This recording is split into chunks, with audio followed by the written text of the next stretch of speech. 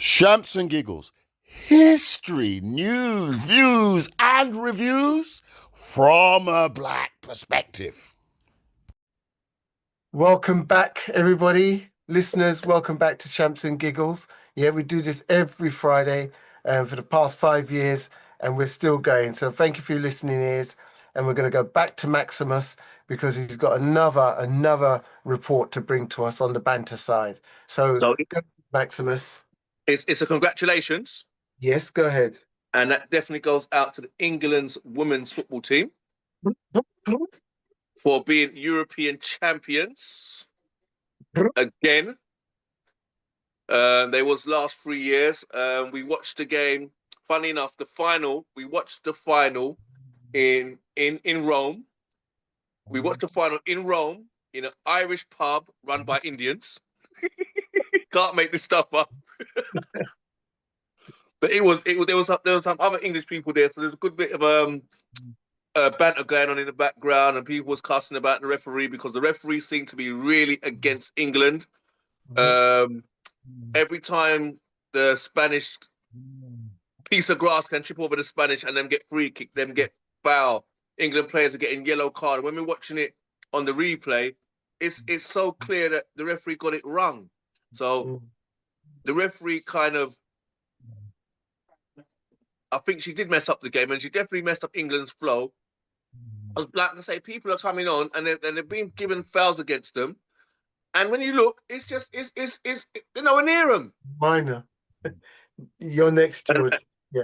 Yeah. I can see George. Go ahead, Maximus. Go ahead. Carry on. Let George speak first because I've got something to add on the end of that. So let George speak first. Wonderful. Well, okay, go ahead, George. I was just going to say, one thing you can't say is she was consistent for sure, right? You can't say she weren't, because when that soft penalty happened at the end, she was consistent. She gave those fouls to them, and she gave exactly the same foul to us, but it was in their box. So consistency, you couldn't fault. Whether they were correct decisions or not is her perspective. Yeah. But, she was definitely consistent. It saved our skin anyway. Yeah. Well, listen, Maximus, before you come in, did any ladies on our group, did anyone else watch the England match? Is any one of our other listeners here are into the women's football? I am. I really am. I am. It was amazing. I loved every minute of it. We was in Italy watching them play Italy for the semi-finals, and that was like just so weird, especially when they were 1-0 down. They were coming up, the Italians were coming up to us and looking and laughing at us. But at the end, we had the last laugh. So yeah, so that was really good. But I really am proud of them. I'm really proud of how they persevered, and it seems like they worked harder when they were one goal down. It seems like they had something to work towards, if that makes sense. Like, unless they got to go down, they don't kind of grit down and kind of just play, but they played some good football. There was some good football, and it was really enjoyable watching, and I was really proud of them, and I was excited with them. I was screaming and shouting. Yeah, it was really good. I enjoyed it. Yeah, very good. Thank you, iPhone. Anyone else? Well, for me, yes, Maximus, I loved it. I've watched the England, me and my wife, Gina, we watch the England matches all the time. We just like the way they flow and play. We like the men's team, but we get more enjoyment and more excitement out of the women's. It's weird. The men are frustrating because when the men are down, you think they're going to come back and they don't. Yeah. It's like the women want it more. I think the women are much more determined. It's like the men psychologically believe they're not going to win the final, so they lose, or get through to the final, so they lose. They get so close, and then the men can't finish. Do you understand what I mean? But the women, they just persevere and they just push through, and they just they get the prize, and they've done really well. Yeah. So really and truly, I thoroughly enjoyed the match. I second you on that. Congratulations. So carry on, Maximus. Oh, sadly, this is on the other side of congratulations. This is somebody's got it terribly wrong. Oh, there was a royal photo. Yes. Ajiman was not in the photo. Now, Ajiman, I think she's 19. She's 19 or 20. She's Yeah. a young black lady whose parents come from Ghana. Is it Ghana? Yeah, Ghana. They come from Ghana. Now, this young lady, she saved England in every single game. Yep, she came on as a 86-minute substitute and scored the equalising goal that took us into extra time, that took us to the final. She did that in the semi-finals, yeah? Mm-hmm. Then she came on in a 96-minute in the next game and scored the equaliser again. Yeah, to the point when they won the trophy, the England players made her go up first because she was like super sub, proper super sub. And there was a debate saying, should they start her or should they bring her on as sub? And it was the people that I was having a conversation with, the general consensus was she was more important as an impact sub. Yeah. And the other countries' players are scared of her coming out. They're frightened for her. It's like it's a Western and she just come on with her two-gun singing, and when she come on, everybody just get out of town. Yeah. That's what it kind of like felt like. Because when England was 1-0 down and we saw that she was coming on, everybody got excited. Yeah. Even the commentator got excited. Saying, here she comes, and she come on and she do the business again, and she do the business again. But in this raw photo, they didn't have her in the photo. I can't play the video because there's a lot of expletives in it. And this video's come from an American lady, but she's saying, how on God's earth is this young lady not in the picture? And what you need to understand, that Ajiman, 3 years ago, do you know what she was doing? She was the ball girl at Wembley Stadium. Oh, wow. So she's gone up in such bounds that she's now, leaps and bounds, thank you, in such leaps and bounds that she's gone from being the ball girl to collect the ball and throw it back to the players to playing in the team. And being dominant. You know, can't she eat some yellow yam and some fufu? She top, innit? Yeah, she's a big, she's a She strong top. girl. Listen. So this American person has put this video out there, and I'll share it in the group, but obviously it's not for radio because there's a lot of swearing, because the American woman is absolutely upset. Yeah. And I think somebody in the FA or someone in the royal family, because Prince William was there, he was giving out the medals. Yes. They somebody in that circle needs to retake that photo and put it in and put her in it, because without her, England would not have got past the semi-finals, much less in the final to win it. Yeah, and do you know what? And it's very difficult to find that photo. It really is difficult to find that photo that they omitted to include Ajiman. It's George has got an horrible face over there, Keith. I think you better look at George. okay. Hold on. Oh, yeah. Okay. Yeah. I don't, go ahead, I George. don't necessarily know that she was omitted. I think what you'll find happen. So she went up first because she won Young Player of the Tournament, and you see her receive her award. Then they all go up and get their medals. And I think the photo you've probably seen will be one where they grabbed her first. They were doing interviews with her on the TV. And you can see her, and you know what they're like. Chloe Kelly was the same. They're different. They want to be celebrating. They've got to do the interview because that's part of the package. And then they say to her, go on, you go and celebrate. And you see her literally leg it the length of the field to get back with her mates, you know? So you've probably seen a photo that's taken while she's doing her interview. And then that's why there are photos that were taken when she gets back in there as well. So I don't think that's happened on purpose. I'm not saying it's happened on purpose. What I'm saying is it's happened. Yeah. She was such a major part of the team.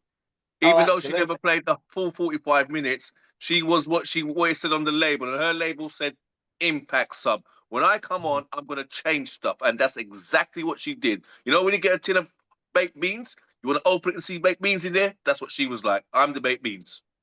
Listen, if that one that hit the bar had gone in, should have gone down in history. Literally. I'm telling you now. She played amazingly. That was on another level. That was like watching Ian Wright.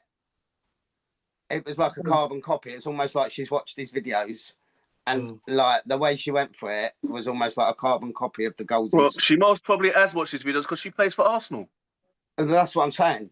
That's what I'm saying. She's probably watched all his videos, you know, and you know what? And he's championed women's football right from the start. You know, he is one of the reasons why women's football is as big as it is. You know, because when nobody else wanted to get involved, he was there giving it. You know, and so you know, I love him. I just like he should be knighted. I'm telling you, what he's done is incredible. You know. Because Well, I think we spoke football. about it last week. That the parody is Arsenal made the first £1 million female footballer. Correct. And the first £1 million man footballer was 50 odd years ago, 40 something odd years ago. There's Trevor Francis. Trevor Francis. Yeah. 79 or 1979, wasn't it? Yeah. Birmingham to France, wasn't it? So yeah, Can't remember what the ladies. So making these comparisons for the England team, one brilliant, and then they can do something, but they say as the royal family did it as a photograph, and it wasn't just a couple of people that complained. A lot of England fans complained about the omittance of Adjaman. 140,000. Wow, just shows you that believe that if she didn't score that first goal to bring England back into the game, England would have been home already in front of the telly watching the rest of the teams play through quarterfinals, semi-finals and finals. Now remember, she didn't just do it once, bruv. She did it twice. She's an impact. Like I said, she does what it says on her label. It says, I'm going to come in and change the game. Yeah. And she did it. Yeah. And Sonia, the manager even said it. She's a game changer, and she changed the game for us. And really and truly, you got to put your hand out to all of the England they're young players. They're young players, and even the goalie, Hampton. What a goalie! She saved England on numerous occasions, including the penalties. And I know some people, I know you listeners out there, I know, I'm not saying, I'm just saying there are some listeners, some people that say, well, hold on a minute, she had a list of players on her arm to which way that they take penalties. Yep. Is that sportsmanship? Is that professionalism? Yes, it is. 100%. Or is that some sort Every single team cheating? Does it. No, that's not cheating. That's called doing your homework. That's called doing your homework. I know I just brought up a contentious subject here. However, go ahead, Jemmy, and then we're going to go to George. Every single team, male, female, does that, yeah? Because what they do before a major final, they go and watch videos of, right, George is the leading player. They watch George. George takes a penalty, right. George does 5 penalties that go top right. He does 2 penalties that go bottom left. He does 1 penalty down the middle. So what you have to do now is it gives the goalie like a kind of edge. But the bottom line is, when it's a penalty, yeah, the striker is supposed to score. If the goalie saves it, the goalie does something impressive.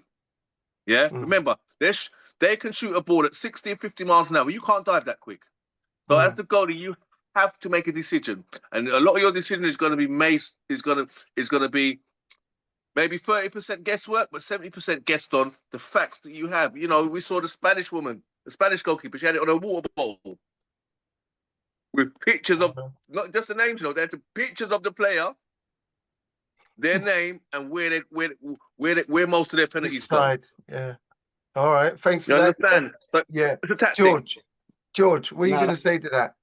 That's what I was going to say. Most of them have it on their water bottle. So you agree with what Jemmy says, and it's not. They've been doing it for years. There's nothing new. You know, now you sit and watch them on the sidelines. You know, the manager's not just chewing gum anymore. He's on an iPad and everything. You know, like you see him telling the players what they're meant to be doing as they're going on the pitch. There ain't no whiteboard no more with little magnets on.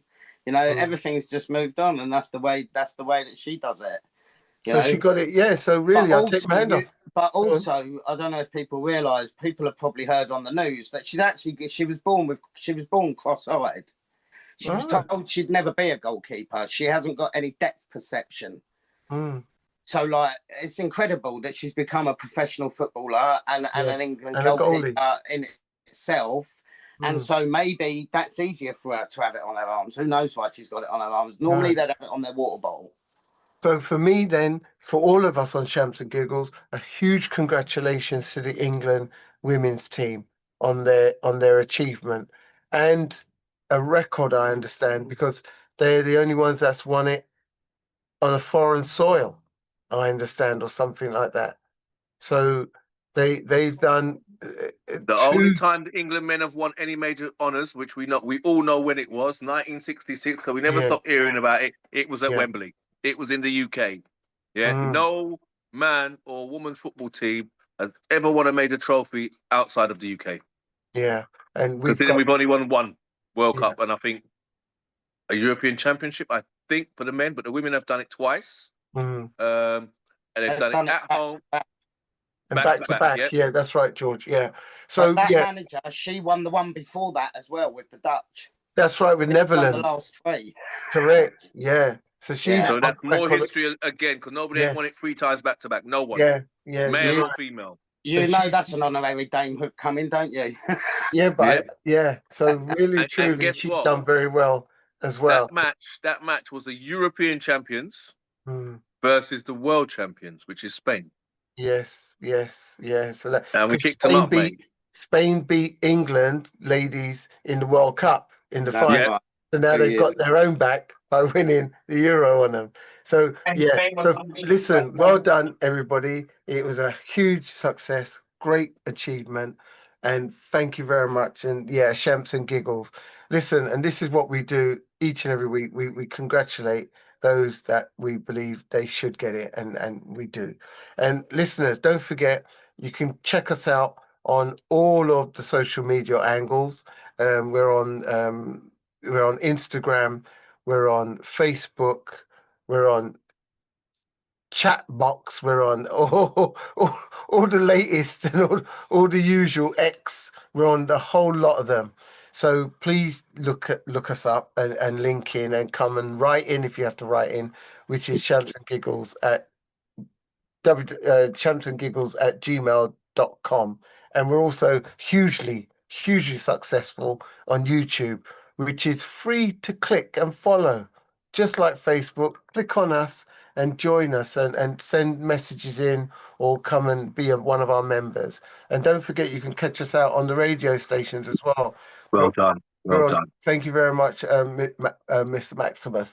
We're on so many radio stations, it's hard to keep up, but I'm going to let you know because that's who I am. All right. So I'm in the hot seat. So say for instance that you're listening to Shams and Giggles on a Saturday. Listen, you can listen to us on these radio stations. Yeah, we're on so many. We're on. I'm going to give you the list now, and it's starting. So get your pen and paper out, ready. Yeah. So I'm just going to flash through them because there's so many. So listen, we're on Slam Radio. Don't forget, you could Slam Radio on a Sunday. All right. They're treating us on 10 till 12 on a Saturday, and even on a Sunday. You can catch us on Slam Radio as well. All right. So with that, I'm going to give you the list now. So the list that we're on a Monday, we're on blackcultureradio.com. On a Tuesday evening, we're on Rhythm Connection, radio.com. Wednesday, rocksolidfm.co.uk. On a Thursday, we're back with Black Culture Radio. And then I said on a Saturday, slamradio.co.uk. On a Saturday evening, we're on Rock Solid, fm.co.uk. And on a Sunday, Slam Radio again, and also Rhythm Connection.com. All right, so those are the radio stations. Check us out, and Instagram, we're on that Shams and Giggles Instagram account. All right, so listen, we're on each and every week. Can't get enough of us. So less of my chat, more of the Shams and Giggles. What else you got for us, Mr. Jemmy P? You got any? I have. So the 23rd of July was the the birthday of Yes. Emperor Haile Selassie, Oh, yes. the 23rd. Yes. It would have been his birthday. He died in 1990. He was born in 1892. Mhm. So he was. Where's it gone? Yep, that was his birthday. Also, Good. going Yeah. back where I started off earlier, Jimmy Cliff was 81 yesterday, I believe. No, Yes. what day today? Yes. Wednesday, Yes. the Tuesday. 30th of Yes. Yes. July. Yes. Yes. Born, Yes. born in 1944, July 1944. He was 81 years young. Um, Good on him. and as you say, it's one of the best known songs, especially for our generation. I remember my mum playing it, The Harder They Come. I remember my mum letting me watch the Yeah. movie when it came out. Big bad movie, big recording artist. Yes. Those are the two birthdays I have, and Okay. I've got two more stories for you, and I'm going to All choose right. one of them. We'll come back to 2 seconds. Miss Leisha, Yep. you got your hand up. Go ahead quickly before Maximus. Oh gosh, it was a quick thing about Haile Selassie, actually. Yes. Go ahead. Because as you know, he's Ethiopian. Yes. His lineage goes back as far as King Solomon and Queen. Is Oh it gosh, Sheba? I can't No. remember her name now. Queen of Sheba. Yeah, Queen Sheba. Yeah, Yeah. those are his ancestors. Mm. However, if you know that Ethiopia is the only African country in Africa that has not been colonized, that was never colonized. Oh. With multiple attempts that was made to colonize it, but it never happened. He came to the UK in exile Mm. during the Italian invasion with the fascist Italians. So they wanted Mussolini. they wanted to it was Mussolini.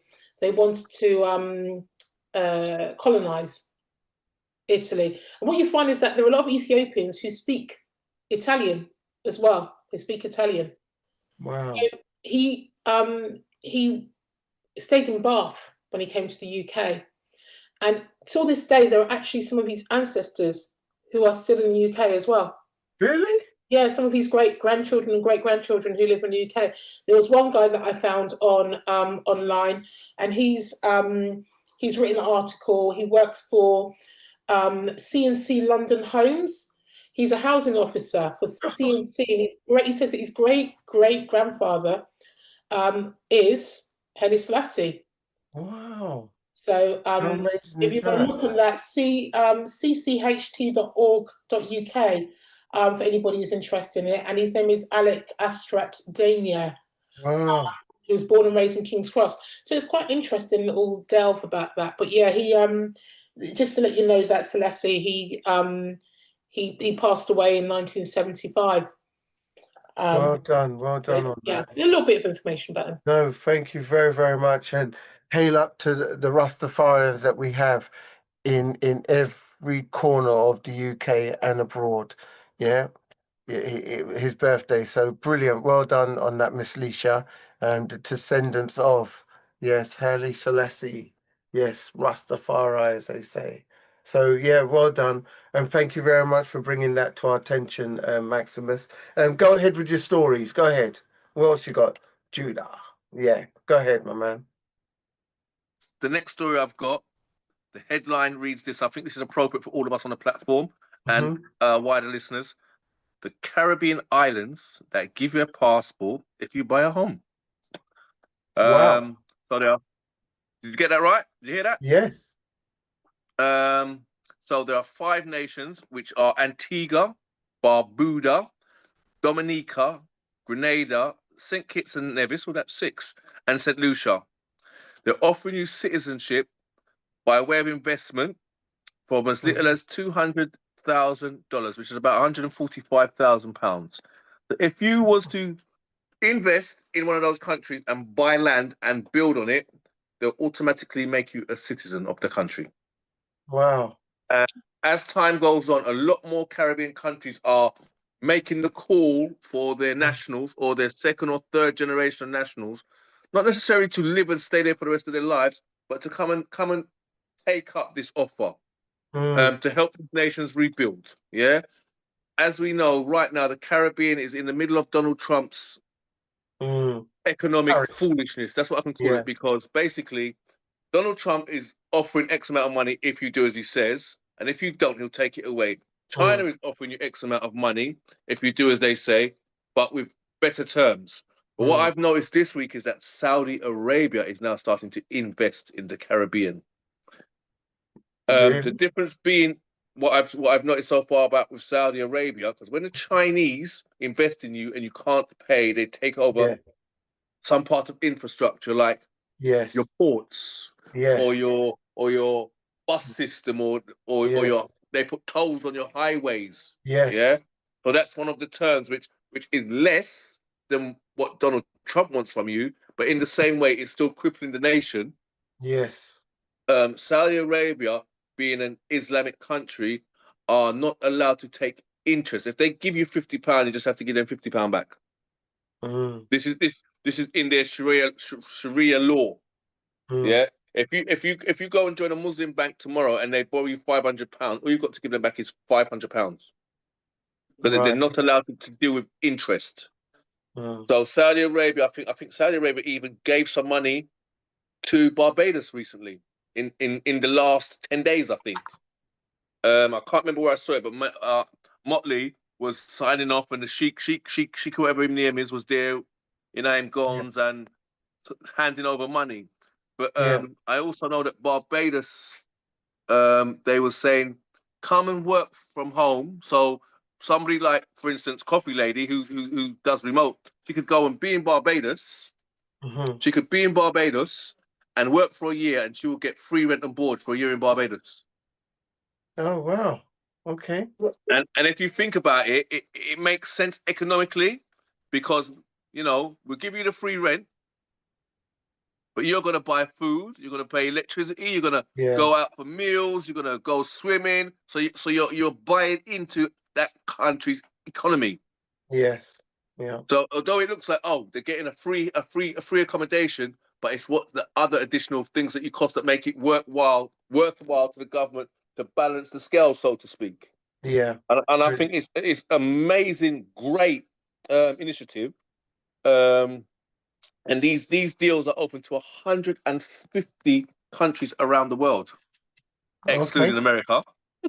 Lovely. Well, thank you very much for that, Jemmy.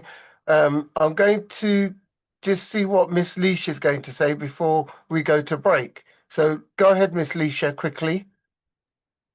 No, just wanted to remind you. Wonderful. Yep, got it. So, ladies and gentlemen, we're going to break and we'll see you on the other side.